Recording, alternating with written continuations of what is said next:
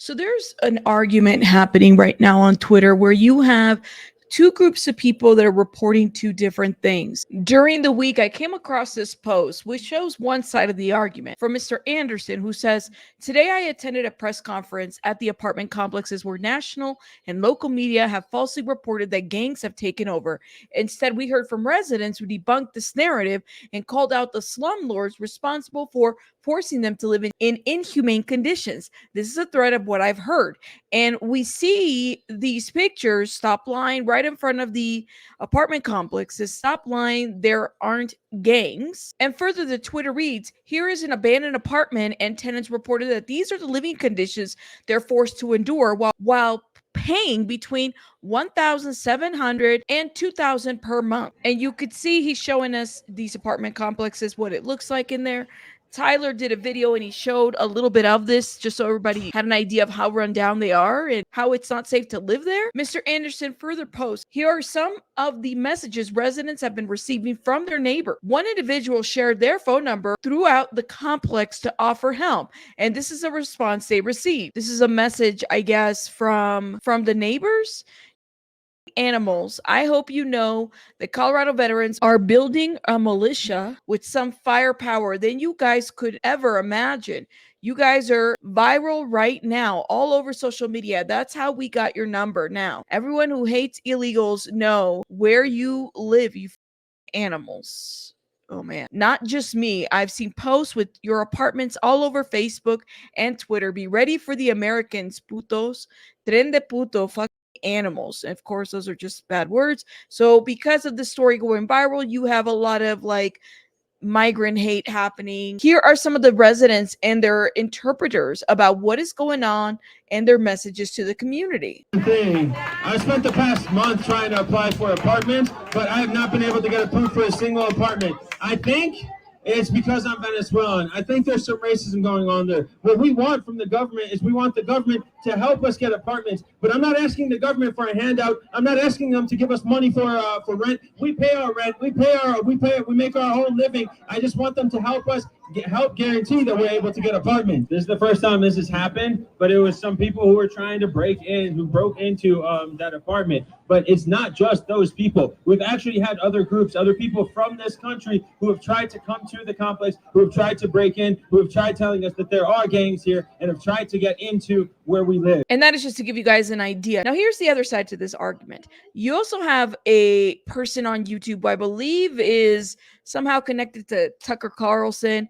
Her name is Savannah Hernandez, and she's also looking into this and investigating, doing her independent investigation as well. Let me show you guys what she has found. Of course, this is her profile. Tucker Carlson today. She does protest coverage. That's what she does. And a political commentator. This is Savannah Hernandez in Arapahoe County between Denver and Aurora, Colorado. And I am currently outside of one of the migrant apartments in this area. It is called Ivy Crossing. And as you guys can see behind me, this entire block is completely filled with broken down vehicles that are missing bumpers, that have expired license plates, maybe even no license plates at all, or slashed tires. Now, we came to this area because I was actually reading through the news. 4 Tren de Agua members were arrested at this location and they were charged with drug and stolen vehicles. And that is a recent story that just broke literally a couple days ago, maybe 2 days ago, and it was connected to this gang and whatnot. Listen. Charges. So we were speaking to migrants, and one of the migrants told us the area is very unsafe and that a lot of these cars are stolen. Another migrant told us, well, a lot of the migrants own the vehicles. That's why you don't see the license plates on them, or they're extremely expired. We even saw some license plates that were dated for February of 2023. And we have been watching migrants drive these vehicles with either extremely expired plates or no plates at all up and down the area. So I just wanted to give you guys a look at what. So when you have situations like this, where you have a bunch of broken down cars parked on the street, that's not safe, right? And it's also very much inviting of crimes to happen in the community. Clearly, the city has not done very well in figuring out who do these vehicles belong to. Are they stolen vehicles? What are they going to do with these vehicles? This is not okay. What some of the communities throughout not just Aurora and Denver, but everywhere in between are starting to look like as a result of the migrant crisis. All of these cars completely line the block and they go all the way around. I was really shocked when we started driving down here, and then we go and we read news stories as well. And Tren de Aragua, which of course is why all of the media are here in Colorado right now, was arrested at this very same apartment. So we're actually back at the apartment complex that's allegedly been infiltrated by Tren de Aragua, the violent Venezuelan street gang, and actually bumped into the guy who opened the door for the fellas walking around in the hallways with the guns. We spoke to him with the help of our translator. Does he know that his door went viral on the internet? Sí, claro, yo guardé el video también. So tell us what happened with those guys coming with guns. No, cuando nos tocaron, He says he doesn't know them. Just when they showed up like that, he was like, okay, I'm going to come out and whatever you're going to do it. They just randomly chose this door that they forced open this door too. And then they kicked down the front door on that side. Are they Tren de Aragua? no, porque Says no idea. So he says he had no idea. Says, are they Tren de Aragua? No idea. no sé, Obviously, he was scared because it was a lot of them. When in that situation, you just got to play along and let them do whatever they want. And what do? They just walked in and did nothing? I think they were just searching for something, but they didn't find it. What's his name? O sea, ¿cómo le explico? He doesn't want to give it to our recording. No, hombre. Does he feel safe here? It's totally let me just say this. You guys are going out there interviewing these neighbors and stuff like that. You guys gotta be mindful of the safety component. First of all, they're being targeted by people that allegedly they're receiving these messages, right? There's a lot of hate going on right now. You can't really talk about this without receiving some level of hate. So some of these questions, they probably don't feel safe. And it's not like they have an opportunity to just move out. They can't just move out. If you decide to camp out, you get sanctioned for that too. So this is a very kind of catch-22 situation. Here? Que obviamente no tengo. He says he doesn't have anywhere else to go, so he's staying here. Who gave him this apartment? Dijeron la señora. He was living downstairs, and the landlord came and offered him this one. Is he paying rent? How does he get his money? He says he works McDonald's and other. And going back to Savannah Hernandez. Okay, so I just found out something very interesting about the East Colfax Community Collective, that group that put on the migrant protest yesterday.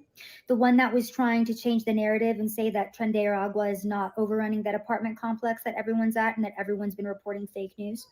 Yeah, that organization, I found out, is funded in large part by the city of Denver and the city of Aurora. Yes.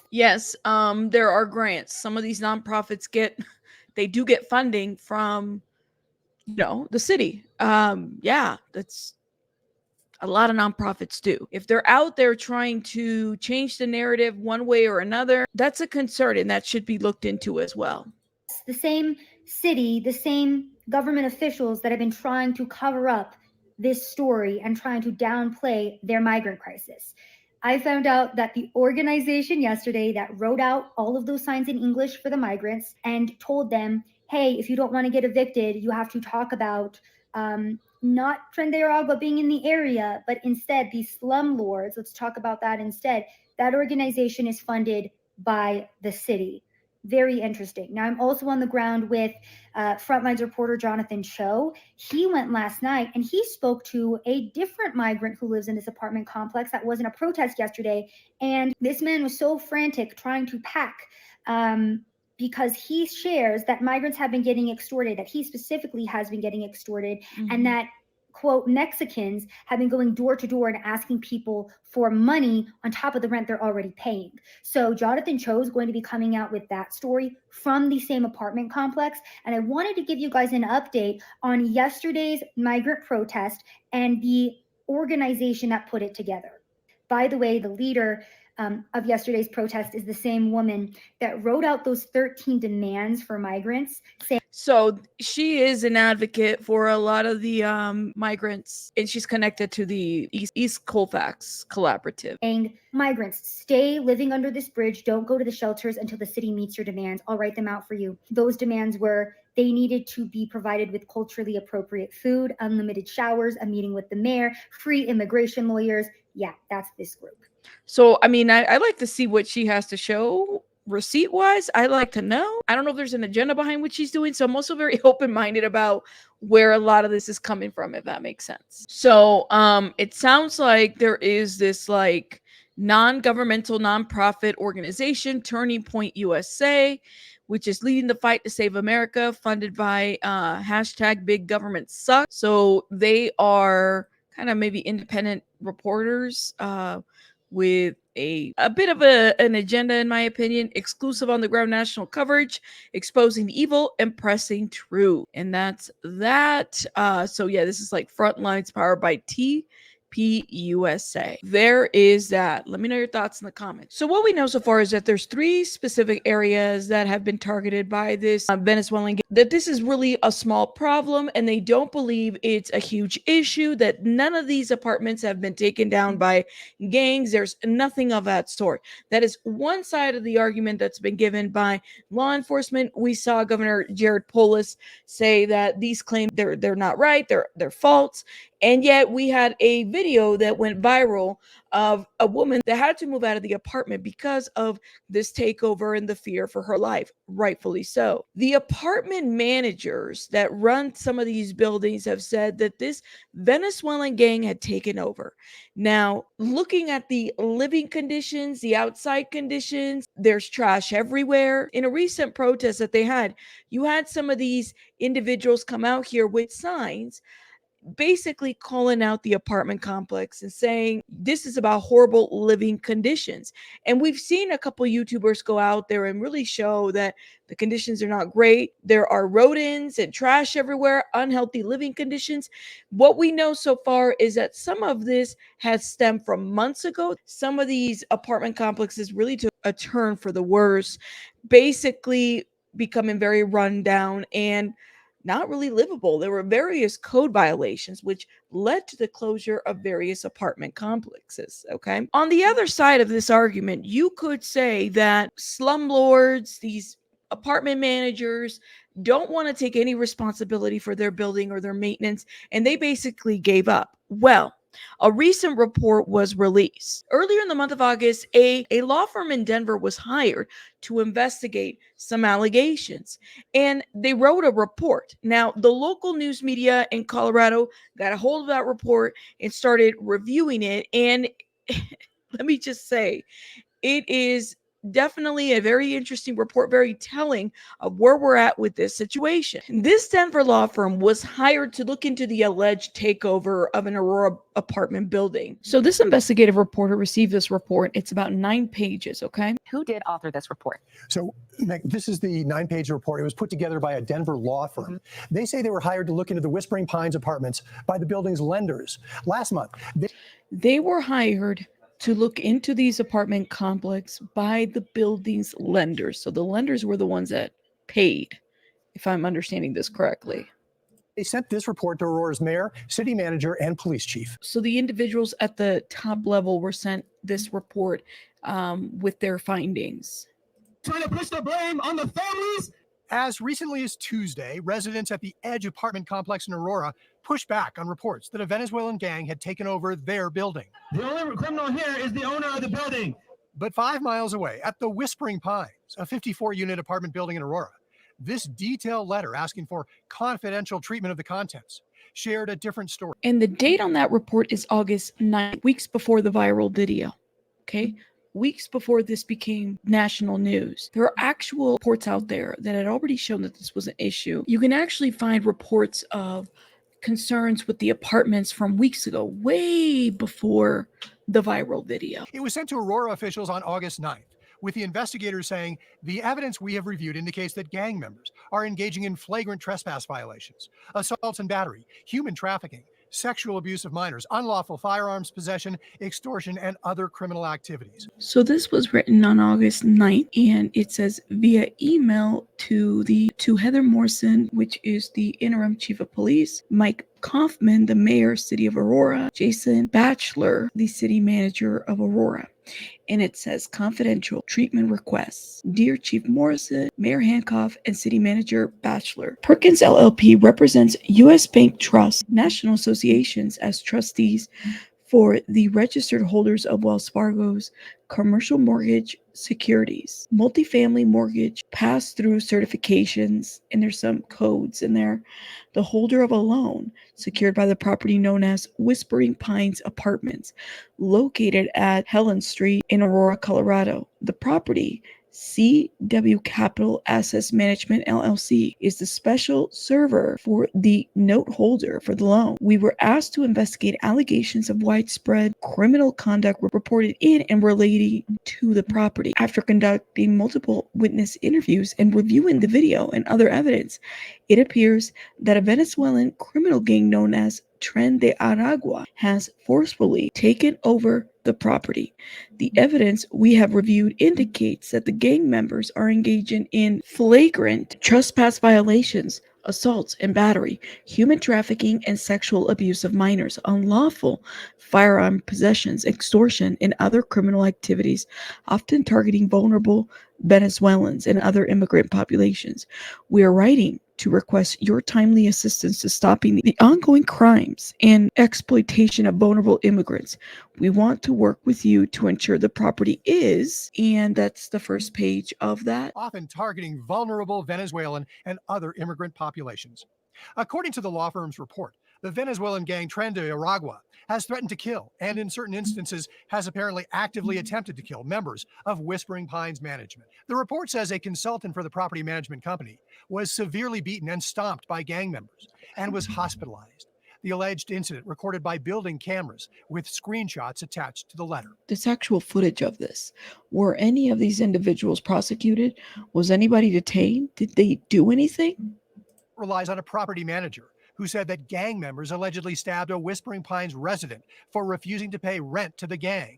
He also told the investigators the takeover began last November. The report recounts that this summer, the gang approached the property manager and told him they would help him out in exchange for half of all the rent that he collected. The law firm that wrote the report called that an organized crime tactic. I would say so. That's an organized crime tactic. I think law enforcement is really underplaying this situation a little bit. And allegedly took over vacant apartments. According to the document, moved families into those units and started collecting rent. The law firm says this is a picture of gang members breaking into a vacant apartment so they could move a Venezuelan family in and then collect rent. This is our business plan, one gang member told a housekeeper. If he, the property manager, doesn't like it, we'll fill him with bullets. The report. And that sounds like complete intimidation, that they're going to break in. They're not going through the normal processes of getting an apartment, y'all. They're just breaking in. That's what they're doing. Report authors called the gang's behavior brazen and further exhibits the suspected gang members' sense of comfort and control, consistent with their taking over the property and not fearing law enforcement or the property management. Now, the Denver law firm that wrote that August report did not respond to our repeated requests by both phone and email for more information on their report. Now, I don't know. All right, so here's my question. This investigative journalist found the report or was given this report. Who gave him this report? I guess that's the question. Because now the law firm is not answering any more questions. It sounds like the lenders wanted to hire an independent investigating firm, right? Which they did. And how did this investigative reporter get a hold of that report?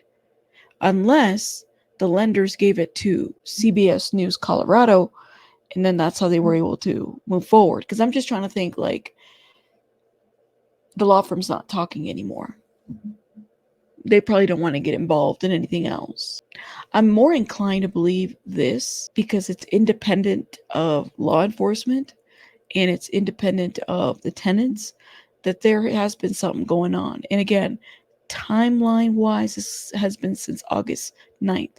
This could be a problem of both. It could be a problem of both the companies not taking care of their property, and also it could be a problem of the company and the managers being threatened by these gang members and law enforcement not acting upon this. There could be multiple things happening here at the same time. And late this afternoon, the city of Aurora confirmed getting this letter and said it immediately included it in its ongoing investigative work of potential criminal activity at those Aurora apartment buildings. So very much an ongoing situation. So they very well knew what was going on. So I'm just confused by when the police goes out there and say, there's nothing going on. There's no, that there is no organization here. Well, Are you guys sure about that? Because it does seem like there's something going on. Y'all let me know your thoughts in the comments. I could see this as a multi-problem situation that really requires some looking into. And there needs to be looking into. More is going to come out, but this letter is certainly very interesting at this point. All right. How did this journalist get this letter? That's what I want to know. Now, here's another update on the Hells Angels. It is now Thursday, September 5th, and I have yet to see a Hells Angels out there. I have yet to, the people that I know in the area have not told me anything about a Hells Angels. The person in my comments that kept spewing that and was okay spewing that, shame on you for the misinformation. And all those TikTokers out there that kept repeating it, and the people on Twitter, shame on you as well for the misinformation. Here's more. The Hells Angels had to give a statement because of all the bullshit that you guys put out there. Let me be petty. It's my turn. To give you some idea of just how off the rails this Aurora gang takeover narrative has gotten, the Hells Angels are now a voice of reason. That group is condemning the far-right rumors that they're coming into Aurora to fight the Venezuelan gang. Not and condemning. the Hells Angels are warning that false claims like that can get people hurt. Exactly. So the Hells Angels had to come out and give a statement? Really?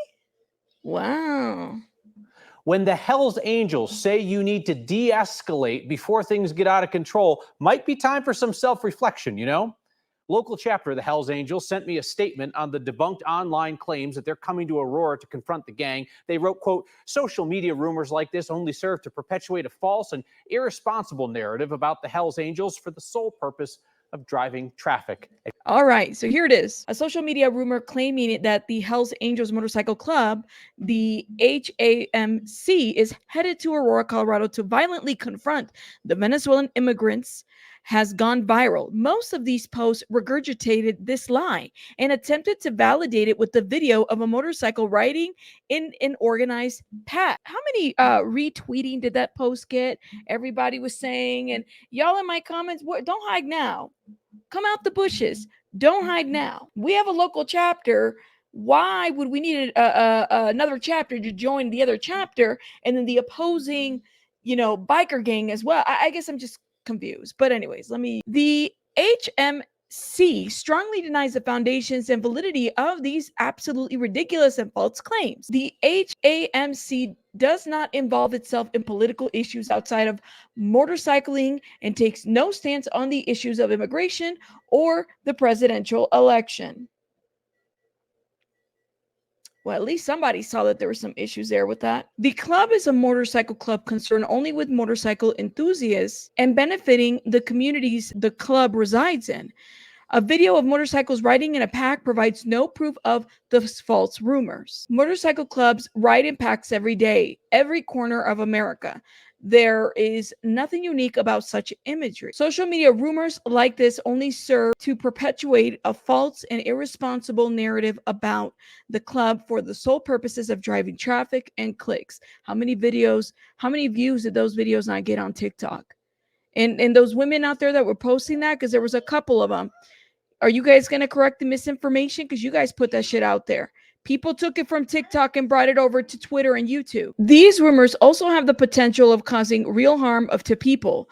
The club has been the target of law enforcement profiling and discrimination from coast to coast, even elevating to the level of law enforcement threatening the lives of members simply based on a stereotype. Well, there you go. The club requests that any social or media outlets that has reported this false rumor responsibly release a redaction and cease and desist perpetuating potential dangerous lies. Respectfully, the Hells Angels Motorcycle Club. You think they're going to release a statement? Probably not. Now, I want to know your thoughts in the comments. I'm doing my best to present all sides of the story, and I want to shout out the people that emailed me and actually gave me kudos for being able to talk about this, not just from one side, but the other side as well. Being able to look at both coins, regardless of what your political stance is, what you support. I appreciate you watching this video.